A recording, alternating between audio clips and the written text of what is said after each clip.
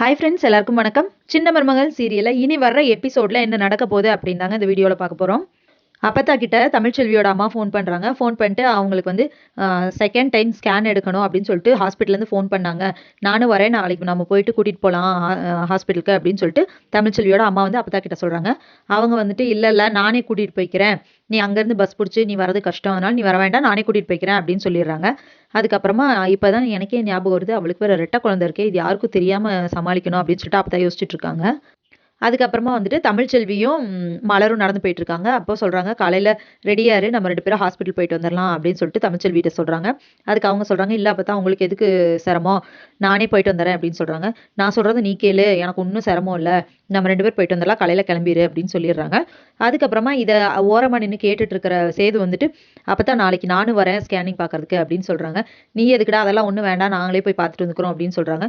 உங்ககிட்ட வந்துட்டு நான் பர்மிஷன் கேட்கல, நான் வரப்போறேன்னு தகவல் தான் சொல்றேன். என் பிள்ளையை பார்க்கறதுக்கு நான் வராமல் எப்படி, நான் ஃபர்ஸ்ட் டைமே வந்து பார்த்துருக்கணும், அப்போவே வர முடியல, இப்போ நான் கண்டிப்பாக வந்து பார்ப்பேன் அப்படின்னு சொல்லிட்டு போயிடுறாங்க.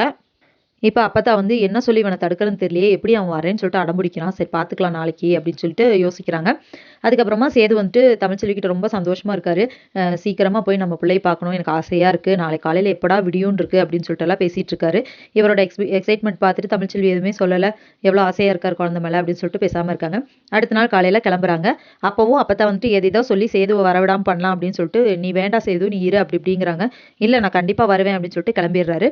அதுக்கப்புறமா நீங்கள் 2 பேரும் இங்கே உட்காருங்க, நான் டாக்டரை பார்த்துட்டு வரேன் அப்படின்னு சொல்லிட்டு அப்போ என்ன பண்ணுறாங்கன்னா, ஹாஸ்பிட்டலில் அவங்க 2 பேர்த்தையும் ஒரு ஓரமாக தமிழ்ச்செல்வியும் சேதுவையும் உட்கார வச்சுட்டு இவங்க உள்ளே போயிடுறாங்க.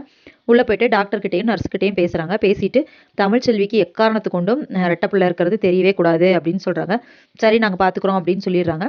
அப்போ அவங்கள கரெக்டாக பெட்டில் படுக்க வச்சுட்டு, இந்த இடத்துல கரெக்டாக குழந்தை தெரியும் இல்லையா, அந்த ஸ்கேன் தெரிகிற அந்த மானிட்டருக்கு முன்னாடி ஸ்க்ரீன் மாதிரி விரிச்சு விட்டுறாங்க நர்ஸு. ஸோ அந்த பக்கம் வந்துட்டு அப்பத்தாவும் சேதுவும் நிற்கிறாங்க.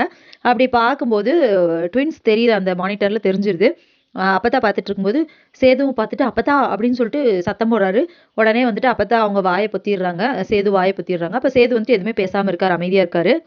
அவருக்கு அதை பார்க்கும்போது ரொம்ப சந்தோஷமா இருக்கு. அப்போ 2 குழந்தையா அப்படின்னு சொல்லிட்டு அவங்க அப்பத்தா கிட்ட அப்பவே இப்படி 2 விரல காமிச்சு கேட்குறாரு. அவங்க ஆமான்னு மட்டும் தலையை மட்டும் ஆட்டிட்டு எதுவும் பேசாத அப்படின்னு சொல்லிடுறாங்க.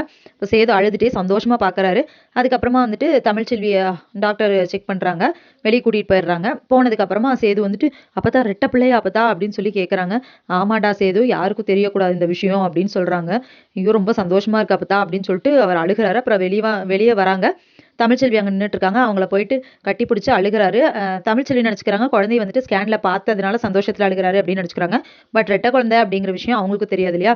ஸோ அவங்களும் இதுக்காக தான் அழுகிறாரு சந்தோஷத்தில் அப்படின்னு நினச்சிக்கிறாங்க. இதுக்கப்புறம் என்ன நடக்க போகுது அப்படிங்கிறத இனி வர வீடியோவில் ஒன்று நான் பார்க்கலாம் ஃப்ரெண்ட்ஸ். அது வரைக்கும் வெயிட் பண்ணுங்கள். நன்றி, வணக்கம்.